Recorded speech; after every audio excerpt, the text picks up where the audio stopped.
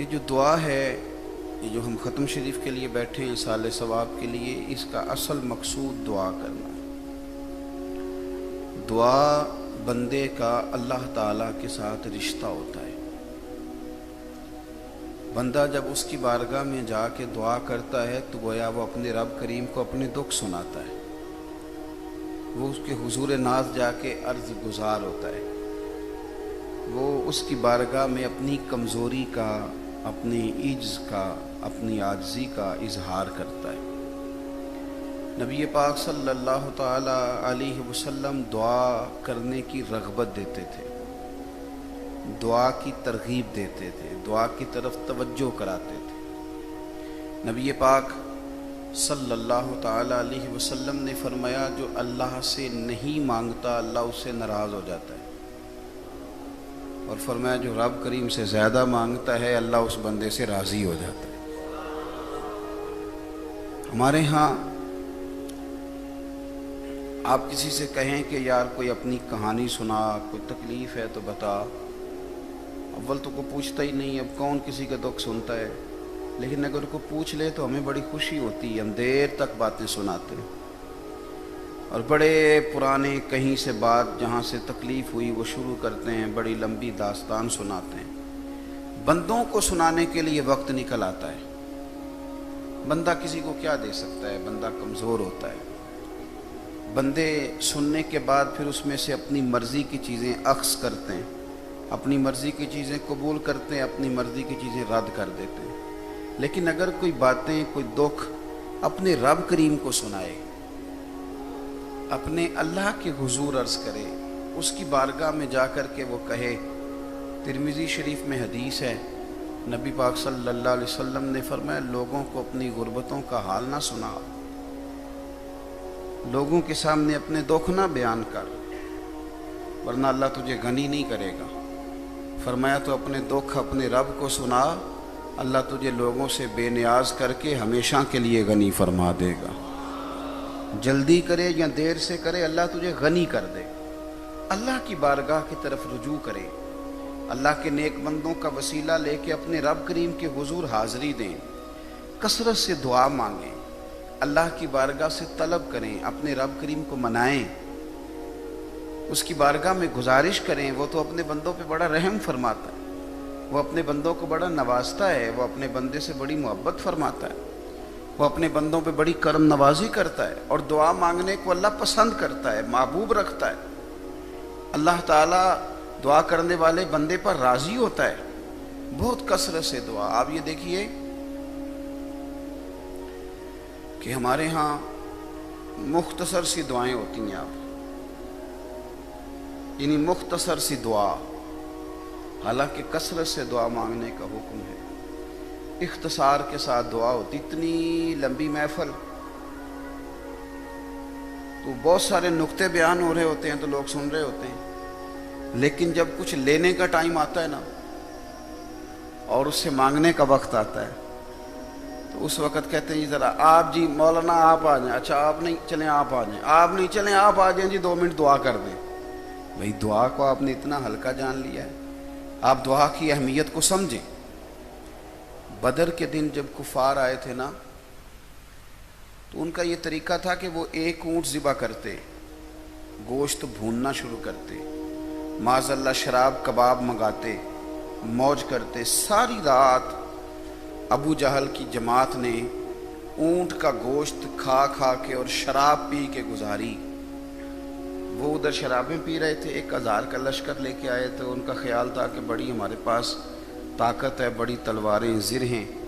یہاں مسلمان 313، 6 زر ہیں اور 8 تلواریں، لیکن جو چیز فتح والی ہے وہ سمجھیں۔ وہ ساری رات شراب پیتے رہے، اور جناب صدیق اکبر فرماتے ہیں میرے نبی ساری رات مصلے پہ بیٹھے رہے، ساری رات حضور نے دعا فرمائی، ساری رات۔ میں اکثر کہتا ہوں کہ اللہ تو ہر وقت ہی اپنے نبی سے راضی ہے، حضور کو رب کو منانے کے لیے جد و جہد نہیں کرنی پڑتی، بلکہ رب تو نبی پاک کی رضا چاہتا ہے، وَلَسَوْفَ يُعْطِيكَ رَبُّكَ فَتَرْضَىٰ۔ لیکن اس کے باوجود حضور نے ہمیں بتانے کے لیے کہا کہ دیکھو میں نے ساری رات اللہ کو منایا، اگر اللہ مان جائے تو پھر 6 زرہیں اور 8 تلواریں بھی فتح یاب ہو جاتی. اور اگر ہم رب کو نہ منا سکیں تو پھر 56 کے قریب اسلامی ملک اور اس میں ایٹمی قوتیں اور طاقتیں اور پیسہ اور دولت اور اتنا سا اسرائیل اور مسلمانوں کے قبلہ اول پہ وہ قبضہ کر لیتا ہے، اس لیے کہ ہمارا بھروسہ ایٹم بم پہ ہو گیا ہے. کاش بھروسہ اس رب کریم پہ ہوتا جو ساری قوتوں کا سرچشمہ ہے. نبی پاک صلی اللہ علیہ وسلم دعا مانگتے تھے، حضور مصلی کے ساتھ وابستہ ہوتے تھے. اللہ کے رسول صلی اللہ علیہ وسلم توجہ دلاتے تھے لوگوں کی کہ دعا کے ساتھ اپنی رغبت پیدا کرو. یہ جب کوئی بندہ دنیا سے جاتا ہے نا تو بڑی محفل کرنی چاہیے، سارے بندوبست کرنے چاہیے، قرآن خوانیاں کرانی چاہیے، لیکن آپ کو پتہ ہے حضور نے فرمایا کہ قبر میں جو چلا جاتا ہے وہ بھی منتظر رہتا ہے، وہ بھی کسی شے کا انتظار کرتا ہے. قبر میں بیٹھا بندہ بھی انتظار کر رہا ہے. ہاں حضور فرماتے ہیں وہ انتظار کرتا ہے. یا رسول اللہ کس چیز کا؟ فرمایا وہ تمہاری دعاؤں کا انتظار کرتا ہے. اور حضور نے رشتے گنوائے، نبی پاک نے رشتے گنوائے، فرمایا وہ انتظار کرتا ہے کہ میرا بیٹا میرے لیے دعا مانگے. وہ وہاں منتظر ہے. یعنی بیٹا گھر میں بیٹھ کے کہہ دے یا اللہ تو میرے ابا کو بخش دے، ان لفظوں کا وہ قبر میں انتظار کر رہا ہے. وہ انتظار کرتا ہے میری ماں میرے لیے دعا کرے، میرا باپ کرے، میرا بھائی کرے، میرا بیٹا کرے، میرا دوست کرے، رشتہ دار کرے. قبر میں وہ دعاؤں کے منتظر ہیں کہ ان کے لیے دعائیں کی جائیں. اور حضور فرماتے ہیں میری امت قبروں میں جائے گی گناہگار، نکلے گی نیکوکار.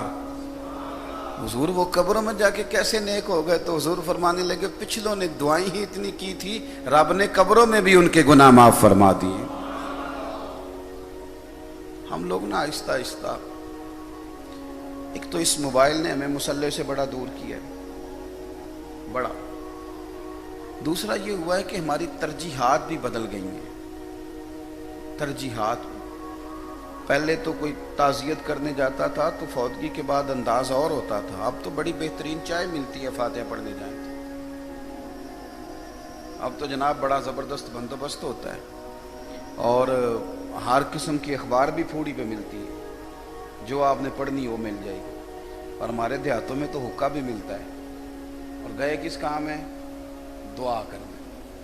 کس کام گئے؟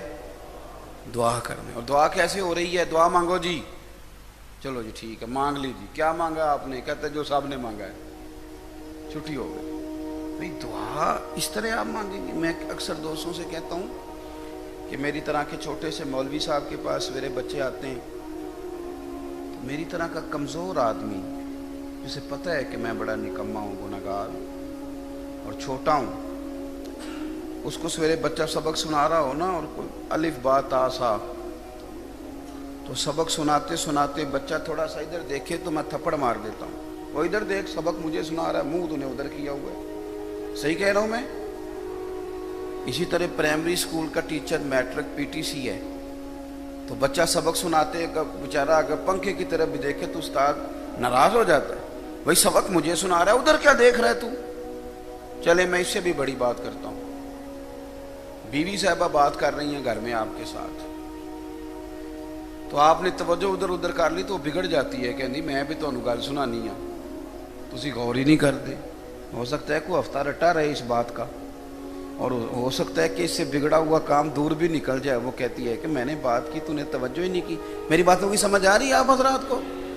بھائی استاد ناراض ہو جاتا ہے، ٹیچر ناراض ہو جاتا ہے، بیوی ناراض ہو جاتی ہے، تو نے توجہ ہی نہیں کی میں کیا کہہ رہی ہوں.